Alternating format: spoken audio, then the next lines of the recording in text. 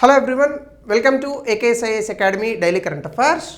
So ముందుగా ఈరోజు టాపిక్లోకి వెళ్ళే ముందు నిన్నటి సెషన్లో ఇచ్చిన క్వశ్చన్ చూస్తే ఏ స్టేట్లో అధికంగా స్టూడెంట్ సూసైడ్ తాలూకా పర్సంటేజ్ ఉంది? మహారాష్ట్ర ఆన్సర్. అత్యధికంగా ఉన్నటువంటి రాష్ట్రం, దాదాపు 13% అనుకుంటా. So before we go to the session, if you are looking for UPSC admissions, అట్లాగనే group 1 and group 2 both AP and Telangana in both Telugu and English mediums, దయచేసి కింద నెంబర్కి కాల్ చేయండి. They'll give you all the details. ఇంకా ఈరోజు topic కనుక మనం చూస్తే, క్లాస్ చెప్పే ముందు నాకు ఒక పాట చాలా బాగా గుర్తొస్తుంది, తెలుగులో ఉన్నటువంటి పాట, మీ అందరికీ బాగా తెలిసిందే. వందే మాతర గీతం వరస మారుతున్నది అని చెప్పి ఒక పాట ఉంది. వరస మారుతున్నది మన స్వరం మారుతున్నది అని ఒక పాట. వందే మాతరం అనేటటువంటి పాటని నేషనల్ సాంగ్గా చేయనటువంటి ముందు, చేయక పూర్వం 19వ శతాబ్దంలో 1887 ఆ ప్రాంతంలో రాశారు ఆ పాట. సో ఆ రోజు రాసినప్పుడు బంకిం చంద్ర చటర్జీ ఆర్ బంకిం చంద్ర చట్టోపాధ్యాయ ఇద్దరు ఒకళ్ళే. చాలామంది ఇద్దరు వేరు వేరు అని అనుకుంటున్నారు, ఎస్పెషల్లీ ఆఫ్టర్ దిస్ థింగ్, ఇద్దరు ఒకరే. ఈయన బెంగాల్కి చెందినటువంటి ఒక పోయెట్. ఆనంద్ మత్ ఇట్లాంటి ఎన్నో రకాలైనటువంటి కావ్యాలు కానీ నవల్స్ అని అనుకోండి, ఇట్లాంటి చాలా రాసినటువంటి వ్యక్తి. 19వ శతాబ్దంలో పుట్టాడు ఈయన. ఈయన రవీంద్రనాథ్ ఠాగూర్ ఇద్దరు కూడా సమకాలికులు, ఇన్ ద సెన్స్ ఒకే టైంలో ఉన్నటువంటి వ్యక్తులు. సో ఈ బంకిం చంద్ర చటర్జీ రాసినటువంటి 2 స్టాంజాస్, అంటే 2 పల్లవిలో చరణాలు అనుకోండి, ఆ వందే మాత్రం అనేటటువంటి దాన్ని తర్వాతి కాలంలో, అంటే 1905 ఆ ప్రాంతంలో దాన్ని పూర్తి స్థాయిలో మనం స్వరాజ్ మూమెంట్లోకి అది తీసుకొచ్చాం. 1937లో ఇండియన్ నేషనల్ కాంగ్రెస్ ఆ యొక్క గీతాన్ని అడాప్ట్ చేసుకున్నారు. నేషనల్ సాంగ్, ఆ రోజులో అయితే అసలు నేషనల్ యాంథమ్ లేదు కాబట్టి నేషనల్ సాంగ్గా దాన్ని అనుకున్నారు. అంటే నేషనల్ యాంథమ్ అంటే స్టార్టింగ్లో అసలు జనగణమన కన్నా వందే మాత్రమే ఎక్కువగా ఉంది. సో ఆ సమయంలో మనకి ఏం జరిగిందంటే, తర్వాత 1950 స్వతంత్రం తర్వాత ఈ యొక్క వందే మాత్రం అనేటటువంటి గీతాన్ని జాతీయ గీతంగా మనం తీసుకున్నాం. అంటే national song, national anthem, Jana Gana Mana రెండింటికి తేడా ఉంది. అయితే ఇప్పుడు ఇది జరిగి ఎన్నేళ్ళు అయింది? 150 సంవత్సరాలు అయింది. దీని మీద ఇప్పుడు పార్లమెంట్లో పంచాయతీ. చూడండి, నేను ఏ పార్టీకి చెందినటువంటి వ్యక్తిని కాదు, నాకు ఏ పార్టీలో సభ్యత్వం లేదు. నాకు మోడీ గారు అన్న గౌరవమే, కాంగ్రెస్ పార్టీ అన్న గౌరవమే, టీడీపీ పార్టీ అన్న గౌరవమే. నేను రాజకీయ పార్టీలను చాలా అమితంగా గౌరవిస్తాను. దాని అర్థం రాజకీయ పార్టీలు చేసే ప్రతి అంశాన్ని కూడా దాసోహమని అనడం కాదు. ఒక ఇష్యూని ఇష్యూ బేస్డ్గా చూద్దాం. వందే మాత్రం అనేది ఒక ఇష్యూ, దాన్ని ఒక ఇష్యూగా చూడాలి. దీనికి పార్టీలకు, దీనికి మోడీ గారికి, దీనికి మరొక వ్యక్తికి సంబంధం లేదు. అలా అనుకుని కమెంట్లు పెట్టే వాళ్ళకి it's waste of time in giving my time to them. అంటే కొంతమంది ఉంటారు, అప్పుడప్పుడు కమెంట్లు పెడుతుంటారు, కింద చూస్తుంటాను నేను, అరే నువ్వు మోడీని ఇట్లా అన్నావు అట్లా అన్నావు. మీరేమీ ఈ పర్టికులర్ ఇష్యూ అనేటటువంటి దాన్ని పార్టీల పరంగా చూడాల్సిన అవసరం లేదు. ఇది గుర్తుపెట్టుకోండి. రెండో ఇష్యూ, భారతదేశంలో ఇప్పుడు ఒకవేళ వందే మాత్రం అనేటటువంటి గీతాన్ని మారుద్దామని అనుకుందాం. ఫర్ ఎగ్జాంపుల్, సరే అన్ని స్టాంజెస్ని పెడదాం అందులో. ఇప్పుడు దానివల్ల భారతదేశంలో ఉన్నటువంటి సమస్యలన్నీ తీరిపోతాయా? ఇప్పుడు భారతదేశంలో నేషనల్ సాంగ్కి, నేషనల్ యాంథమ్కి వచ్చిందే ప్రమాదమా? ఢిల్లీలో బ్లాస్టులు జరిగాయి, మణిపూర్లో హింస చెలరేగుతోంది, చైనా కాలు దూగుతోంది, ఇండియాకి మన పాకిస్తాన్కి ఇబ్బందులు ఉన్నాయి. అలాగే ఈ మధ్యన ఇండిగో ఎయిర్లైన్స్ తాలూకా అంశం ఉంది, ఎంప్లాయ్మెంట్ ఇష్యూస్ ఉన్నాయి. భారతదేశంలో విపరీతమైనటువంటి ఎయిర్ పొల్యూషన్ పేరుకి ఎయిర్ క్వాలిటీ ఇండెక్స్లో ఢిల్లీ అత్యంత దరిద్రమైనటువంటి నగరంగా ఉంది మొత్తం ప్రపంచంలోనే, ఫర్గెట్ అబౌట్ ద ఇండియా. అలాగే ఇండియాకి ట్రంప్ చేసినటువంటి ఈ యొక్క వాణిజ్యపరమైనటువంటి దాడికి తట్టుకునే స్థితిలో భారతదేశం ఉందా? ఎప్పుడూ లేనటువంటి విధంగా 90.12 రూపాయి డాలర్ మార్క్ విలువ అనేటటువంటిది పడిపోయింది. మనకి ఇవేవి వద్దు. వందే మాతరం అనేటటువంటి అంశము ఎప్పుడో ఎవరో వ్యక్తులు చేసినటువంటి అంశము, ఈ విషయాన్ని మనం చూసుకోవాలి. నేను ప్రొఫెసర్ నాగేశ్వరరావు గారి అనాలిసిస్ ఒకటి నేను యూట్యూబ్ చూస్తుంటే కనిపించింది. ఆయన ఒక మంచి మాట చెప్పారు. మన తాతల నాటి కాలంలో మన అమ్మమ్మలు, తాతయ్యలు, మన నానమ్మలు, ఈ ఏజ్ ఉన్నటువంటి వాళ్ళకి 10 సంవత్సరాలు 12 సంవత్సరాల్లో వయసులో పెళ్లి జరిగింది. అంటే వాళ్ళ నాన్న చాలా క్రూరుడు, 10 సంవత్సరాలకే పెళ్లి చేశాడని ఇప్పుడు మనం తిడదామా? అది ఆ రోజు ఉన్నటువంటి జాగ్రఫికల్, సోషల్, పొలిటికల్, కల్చరల్ సర్కమ్స్టాన్సెస్లో ఆ రోజు అలా చేశారు. దాన్ని 2025లో మనం పంచాయతీ పెట్టకూడదు. సో 1880లో జరిగినటువంటి అంశాన్ని 2025లో పంచాయతీ పెట్టడం ఎంతవరకు కరెక్ట్? అది కూడా పార్లమెంట్ తాలూకా 4వ రోజు 5వ రోజులో. సో ఇక్కడ అంశం ఏంటంటే ప్రభుత్వం తాలూకా ఉద్దేశం అనేటటువంటి దాన్ని కాసేపు మనం పక్కన పెడితే పార్లమెంట్లో అది ఏ పార్టీ అన్నది నేను మాట్లాడట్లేదు, దయచేసి క్షమించాలి. నేను ఏ పార్టీకి వ్యతిరేకం కాదు, ఏ పార్టీకి చెందిన వ్యక్తిని కాదు. ప్రభుత్వం అనేటటువంటి దాన్ని ఏర్పాటు చేయడానికి ఒక రోజుకి పార్లమెంట్కి అయ్యే ఖర్చు ఎంతో తెలుసా మీకు? ఒకరోజు పార్లమెంట్లో జరిగేటటువంటి సభలకు మనం పార్లమెంటేరియన్స్కి ఇస్తున్నటువంటి జీతభత్యాలు పక్కన పెట్టగా పార్లమెంట్ నడవడానికి మనం ఇస్తున్నటువంటి సెక్యూరిటీ, కరెంటు బిల్లులు, వాళ్ళకి ఇచ్చేటటువంటి సబ్సిడీలు, వాళ్ళకి ఇచ్చేటటువంటి ట్రైన్లు, ఫ్లైట్లు, ఇట్లాంటి వాటికి కొన్ని వందల కోట్ల రూపాయలు ఖర్చు అవుతాయి. కానీ పార్లమెంట్లో, అసెంబ్లీలో జరిగేటటువంటి చర్చ ఏందిరా అంటే ఎప్పుడో 200 సంవత్సరాల క్రితం, 150 సంవత్సరాల క్రితం జరిగినటువంటి హిస్టారికల్ మిస్టేక్స్. సరే, హిస్టారికల్ మిస్టేక్స్ అని అనుకుందాం. అందుకే ప్రియాంక గాంధీ గారు, నేను జనరల్గా ఎప్పుడు కాంగ్రెస్ వాళ్ళను పొగిడింది లేదు, తిట్టింది లేదు, వేరే సంగతి అది.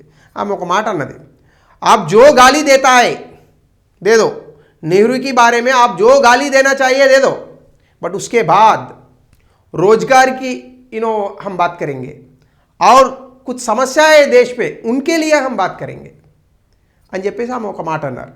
అంటే once and for all Nehru గారు చెడ్డోరా, సర్దార్ వల్లభాయ్ పటేల్ గారు చెడ్డవారా, గాంధీ గారు చెడ్డవారా, సుభాష్ చంద్రబోస్ గారు చెడ్డవారా, ఎవరు మంచివారు అనేటటువంటి అంశాన్ని కాసేపు పక్కన పెడితే ఈరోజు భారతదేశ ప్రజలకు కావాల్సినటువంటి అంశాల గురించి చర్చించేటటువంటి పార్లమెంట్ అనేటటువంటిది ఏం చర్చిస్తోంది?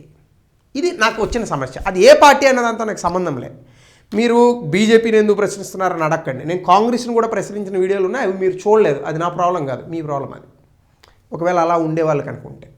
సో కాబట్టి ఇక్కడ అంశం ఏంటంటే ఈ వందే మాతర గీతం అనేటటువంటి అంశం గురించి మాట్లాడారు. దీని గురించి మనం కొన్ని విషయాలను ఈరోజు చర్చించే ప్రయత్నం చేద్దాం. ముందుగా అసలు వందే మాతరం అనేటటువంటి అంశం ఏదైతే ఉందో, అఫ్కోర్స్ దీనికి 150 సంవత్సరాలు అయింది. వందే మాతరం అనేటటువంటిది మన నరనరాల్లో, వందే మాతరం జనగణమన అనేటటువంటిది మన బ్లడ్లో కలిసిపోయింది, అందులో ఏమాత్రం సందేహం లేదు.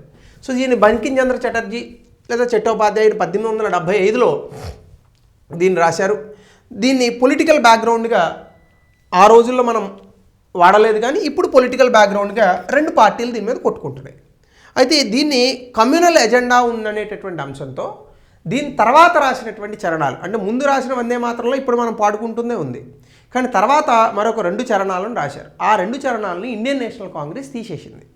ఆ తీసేసినటువంటి సభలో నెహ్రూ గారు ఉన్నారు, గాంధీ గారు ఉన్నారు, సుభాష్ చంద్రబోస్ గారు ఉన్నారు, సర్దార్ వల్లభాయ్ పటేల్ ఉన్నారు, బాబు రాజేంద్ర ప్రసాద్ ఉన్నారు, అందరూ ఉన్నారు. కానీ ఇక్కడ అంశం మాత్రం ఒక వ్యక్తి మీదకే వచ్చింది. సో అది నేను మళ్ళీ నెహ్రూ గారి మీద నాకు ప్రేమ ఉందా, ఇది ఉందా, I differ in different ideologies with Nehru, with Gandhi, with some other people, అది కాదు ఇక్కడ క్వశ్చన్. సో ఆ రోజు జరిగినటువంటి సభ ఒక వ్యక్తికి జరిగింది కాదు, అందరు వ్యక్తులు కలిసి తీసుకున్నటువంటి సామూహిక నిర్ణయం అది. 1, 2 ఇందు లోపలికి వస్తే బీజేపీ ఇప్పుడు కొంత క్రిటిసైజ్ చేస్తుంది. సరే, అది కాసేపు పక్కన పెడదాం. కాంగ్రెస్ దాన్ని డిఫెండ్ చేసుకుంటుంది. రాజకీయ పార్టీలు అట్లానే ఉంటాయి, ఒక రాజకీయ పార్టీ ఎడ్డం అంటే ఇంకో రాజకీయ పార్టీ తెడ్డం అంటుంది. అయితే ఇక్కడ మనం చూడాల్సినటువంటి అంశం ఏంటంటే అసలు వందే మాతర గీతం అనేటటువంటిది ఒకప్పుడు మీరు కనుక చూస్తే ఈ వందే మాతరం అనేటటువంటి దాన్ని అక్కడ వాళ్ళకి వా పలకదు కాబట్టి బా అంటారు, అది మీరు వేరేగా అనుకోవద్దు. మనకి బెంగాల్లో మనం వందే మాతరం అంటే వాళ్ళు బందే మాతరం అంటారు. ఈ వందే మాతరం అనేటటువంటి దాన్ని బంకిం చంద్ర చటర్జీ రాశారు. మొదటిసారి ఆయన లిటరరీ జర్నల్ బంగాదర్శన్ అనేటటువంటి దాంట్లో నవంబర్ 7వ తారీఖున 1875లో దీన్ని మొదటిసారి పబ్లిష్ చేశారు. సో తర్వాత ఆనంద్ మత్ అనేటటువంటి దాంట్లో పూర్తి స్థాయి పాటను ఆయన రాశారు. అందులో చాలా స్టాంజెస్ ఉన్నాయి. అయితే అందులో గాడెస్ అంటే సాధారణంగా బెంగాల్ అనగానే మనకి కాళికాదేవి గుర్తొస్తుంది, దుర్గామాత. సో దుర్గామాతని అనుసరించి ఆమెని పూజిస్తూ దుర్గామాత గురించి, లక్ష్మీదేవి గురించి కొన్ని పాటలు రాశాడు ఆయన. సో తర్వాత కాలంలో ఏం జరిగిందంటే రవీంద్రనాథ్ ఠాగూర్ దీన్ని పాడి వినిపించారు.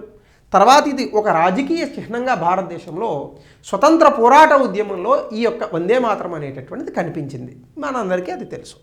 అయితే వందే మాతరం అనేటటువంటిది ఒక పాట కాదు, భారతదేశ ఐక్యతకు, మన స్వతంత్ర పోరాటంలో పోరాడినటువంటి వ్యక్తుల తాలూకా త్యాగానికి, అలాగే మనం చూపించేటటువంటి దేశభక్తికి ఇది నిదర్శనం. ఇది ఒక పాట కాదు. అయితే ఇందులో పాయింట్ కనుక మనం చూస్తే తర్వాత ఈ యొక్క నేషనల్ సాంగ్ స్టేటస్ అనేటటువంటి దాన్ని కాంగ్రెస్ వర్కింగ్ కమిటీ 1937లో దీన్ని ప్రచురించింది. 1937లో ఒక సభ పెట్టి ఈ 2 స్టాంజెస్ని తీసుకుందామని చెప్పారు. అయితే ఇందులో ఈ యొక్క నేషనల్ సాంగ్ అనేటటువంటి దాన్ని సెలెక్ట్ చేసేటప్పుడు ఒక ఆలోచన ఏమొచ్చిందంటే, ఆనంద్ మత్ అనేటటువంటి దాంట్లో ఈయన వందే మాత్రం అనేటటువంటి యొక్క గీతానికి కొన్ని చరణాలు రాశాడు. ఈ చరణాలను వద్దు అని చెప్పి నెహ్రూ గారు అన్నారు. ఆ కారణంగానే భారతదేశం 2 ముక్కలుగా విడిపోయింది అనేటటువంటిది ఇప్పుడు ఉన్నటువంటి ప్రభుత్వం చేస్తున్నటువంటి వాదన. సో అఫ్కోర్స్ దీన్ని కాంగ్రెస్ వ్యతిరేకిస్తుంది, అది వేరే సంగతి, అది కాసేపు పక్కన పెడదాం.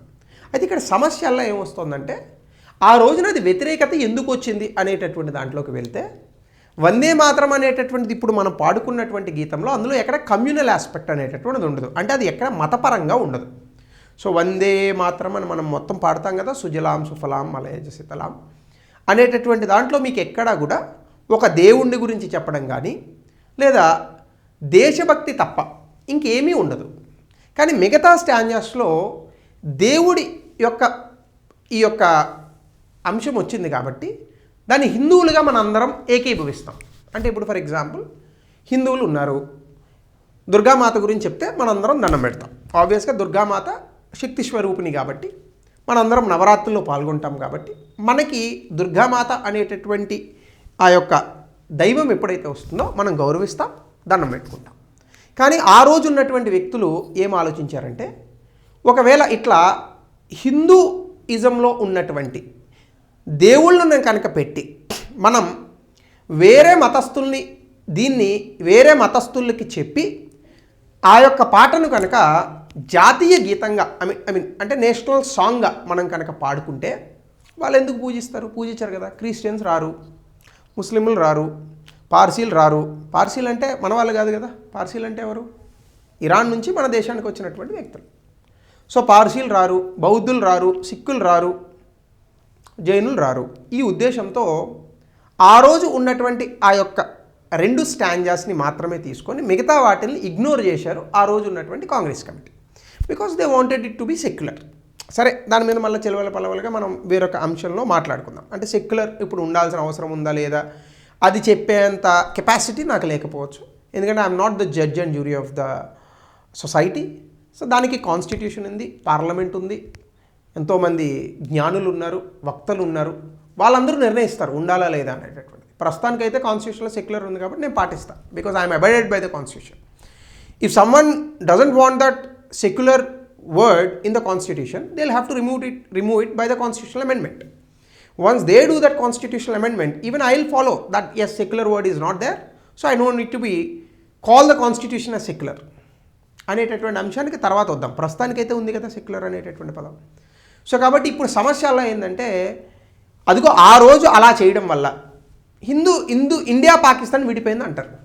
ఇప్పుడు నాకు అర్థం కాని విషయం, అది నిజమే అనుకుందాం కాసేపు, చర్చించడానికి ఇదా సమస్య. మరి ఆ 150 సంవత్సరాల క్రితం ఎందుకు చెప్పలేదంటే, అసలు అప్పుడు ఉన్నవాళ్ళు ఉన్నారా? అసలు అప్పుడు ఎన్ని పార్టీలు ఉన్నాయా? ఒకవేళ అదే తప్పని అనుకుంటే మార్చేయండి. ఇప్పుడు దానికి ఇంత రీసోర్సెస్, పార్లమెంట్ రీసోర్సెస్ ఖర్చు పెట్టాల్సిన అవసరం ఉందా? అఫ్కోర్స్ మళ్ళీ కమెంట్స్లో పెట్టచ్చు, నీకు దేశభక్తే లేదని. దేశభక్తి ఉందా లేదా అది సమస్య కాదు ఇక్కడ. నాకు దేశభక్తి ఉందా లేదా అనేటటువంటిది, చూస్తున్న వ్యూవర్స్కి దేశభక్తి ఉందా లేదా అనేటటువంటిది నిర్ధారించే హక్కు ఈ దేశంలో ఎవరికీ లేదు. ఎందుకంటే దేశభక్తి అనేటటువంటిది పైకి చూపించేది కాదు. అమ్మ మీద ప్రేమ ఉంటుంది, పైకి చూపిస్తామా? లోపలే ఉంచుకుంటాం. ప్రతిరోజు అమ్మకి అమ్మ నువ్వు అంటే నాకు ఇష్టం అని చెప్పం కదా. అది మన యాక్షన్స్ ద్వారా మరొక ద్వారా తెలుస్తుంది.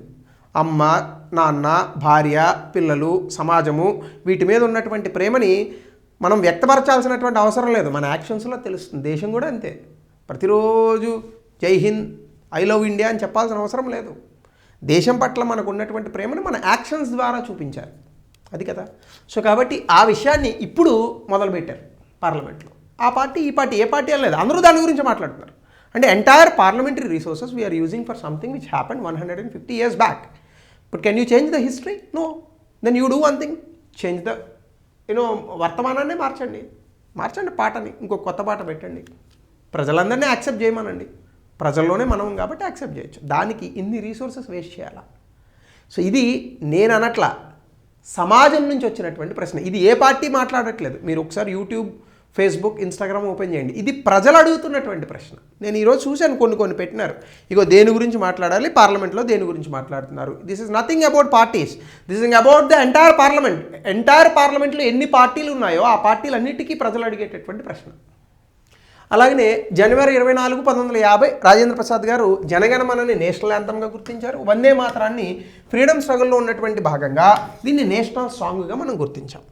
సో దీని తర్వాత కనుక మనం చూస్తే కాన్స్టిట్యూషనల్ పొజిషన్ ఏందయ్యా అంటే నేషనల్ సాంగ్ గురించి మనం ఎక్కడా ఎక్స్ప్లిసిట్గా చెప్పలేదు. కానీ 51A ఏదైతే ఉందో ఫండమెంటల్ డ్యూటీస్ అనేటటువంటి దాంట్లో national anthem, national flag, constitution వీటన్నిటిని రెస్పెక్ట్ చేయాలి. అందులోనే నేషనల్ సాంగ్ కూడా పార్ట్ అనేటటువంటి అంశాన్ని మనం చెప్పాం. అయితే జనగణమన మీద కూడా ఈ రకమైనటువంటి కాంట్రవర్సీ ఉంది. జనగణమన మీద కూడా ఈ కాంట్రవర్సీ ఉంది. చాలామందికి తెలియదు ఇది. ఒకసారి మనం చూస్తే జనగణమన రవీంద్రనాథ్ ఠాగూర్ రాశారు 1911లో.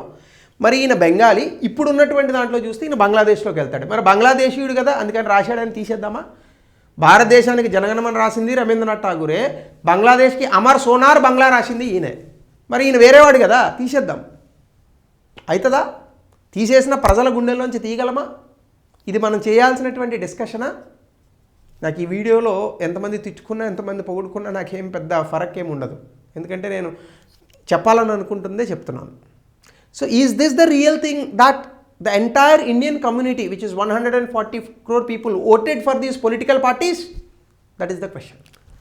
సో మీరు ఇక్కడ కనుక చూస్తే ఇందులో 5 స్టాంజాస్ రాశారు. భారత భాగ్య విధాత అని. దీన్ని మొట్టమొదటిసారి 1911లో Calcutta session of Indian national కాంగ్రెస్లో సరళాదేవి చౌదరాని అలాగనే బ్రహ్మ సమాజ్ స్టూడెంట్స్ వీళ్ళందరూ కలిసి పాడారు. కాంట్రవర్సీ ఏంటంటే అందులో భారత భాగ్య విధాత అని ఉంటుంది. బెంగాల్లో అయితే భా వస్తుంది, ఇక్కడ కొంచెం డిఫరెంట్గా ఉంటుంది. సో భారత భాగ్య విధాత అంటే భారతదేశానికి భాగ్యం ఇచ్చినటువంటి విధాత, ఆ విధాత నువ్వేనయా అని కింగ్ జార్జ్ V అన్నట్టుగా కాంట్రవర్సీ ఉంది. అంటే భారత భాగ్య విధాత అంటే ఎవరు ఆ విధాత?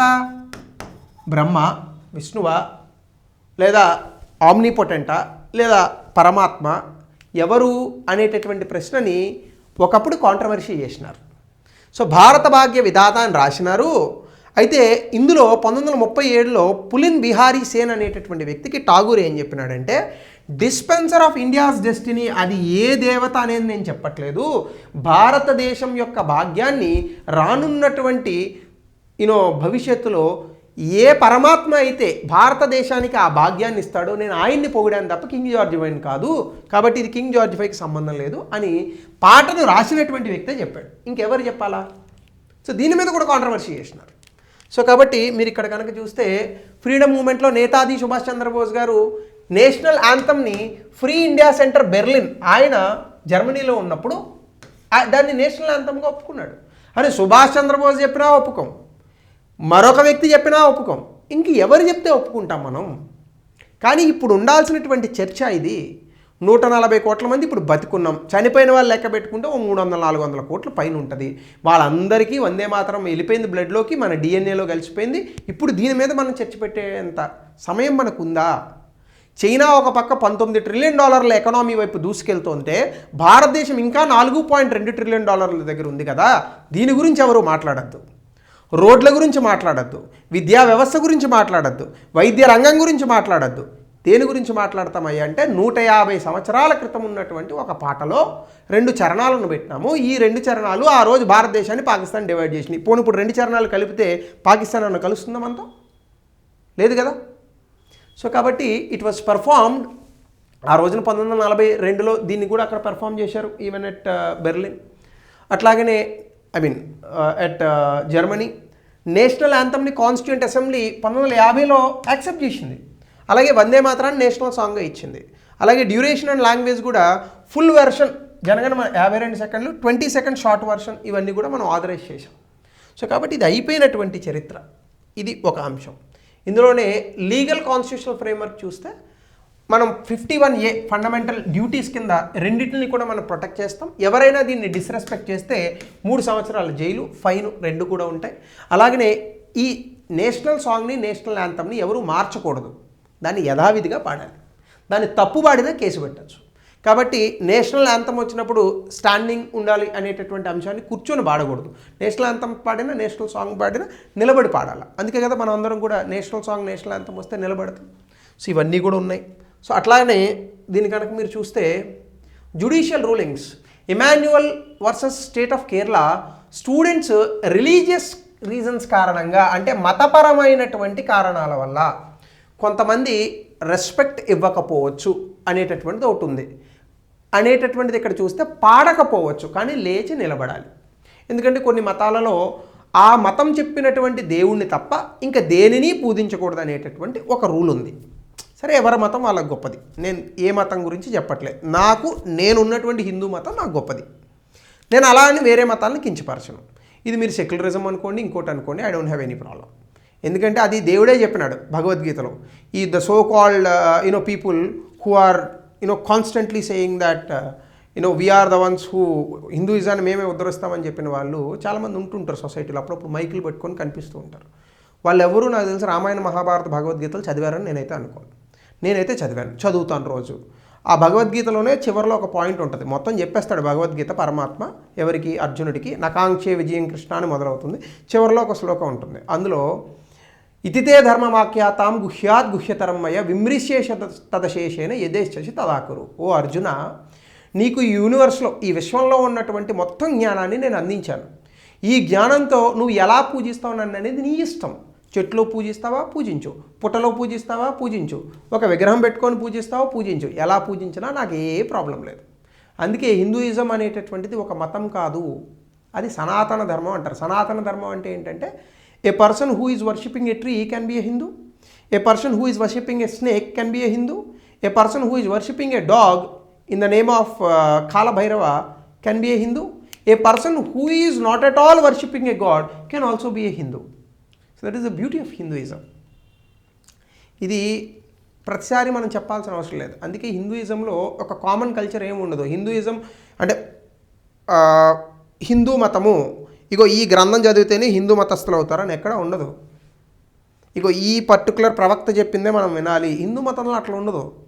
ఎంతోమంది వచ్చారు, ఎంతోమంది ఎన్నో పుస్తకాలు రాశారు. ఏ పుస్తకం చదవకపోయినా నువ్వు హిందువునే. సో అంటే Hindu is a geographical identity, it is not a religious identity. చాలామందికి ఈ విషయాలు తెలియదు. సో కాబట్టి మీరు ఇక్కడ చూస్తే దీనికి సంబంధించి Shyam Narayan Chouksey versus union of India కేసులో కోర్టు నేషనల్ యాంథమ్ సినిమాస్లో వేయాలని చెప్పింది, కానీ తర్వాత దాన్ని ఆప్షనల్ కూడా చేసింది. మనం మర్చిపోతున్నాం ఇవన్నీ. అలాగనే అఫీషియల్గా, ఎడ్యుకేషనల్గా, డిప్లొమాటిక్ ఈవెంట్స్లో మాత్రం మనం పాడినప్పుడు డెకోరం పాటించాలి, నిలబడాలి. ఇది ఒక అంశం. అలాగే దీనికి సంబంధించి కనుక మనం చూస్తే నేషనల్ సాంగ్ వందే మాతరంకి కనుక మనం కంపారిజన్ చూస్తే, సో ఇది ఎవరు రాశారో మీకు ఆల్రెడీ చెప్పాను. నేషనల్ సాంగ్ అనేటటువంటి దాన్ని కనుక మనం చూస్తే 1896లో ఇండియన్ నేషనల్ కాంగ్రెస్ అధ్యక్షత రవీంద్రనాథ్ ఠాగూర్ దీన్ని పాడారు.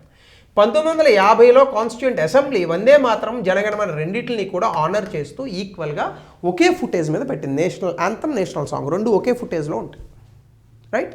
అలాగనే వందే మాతరం అనేటటువంటిది భారతదేశాన్ని గౌరవిస్తుంది. అంటే మదర్ ఇండియా, భారతదేశాన్ని ఒక తల్లిలాగా భావించి వందే మాతరం చెప్తుంది. జనగణమన అనేటటువంటిది divine ruler of the destiny, అంటే మన భవిష్యత్తుని ఏ యొక్క విధి అయితే మనల్ని ముందుకు తీసుకెళ్తుందో ఆ విధి గురించి చెప్తుంది.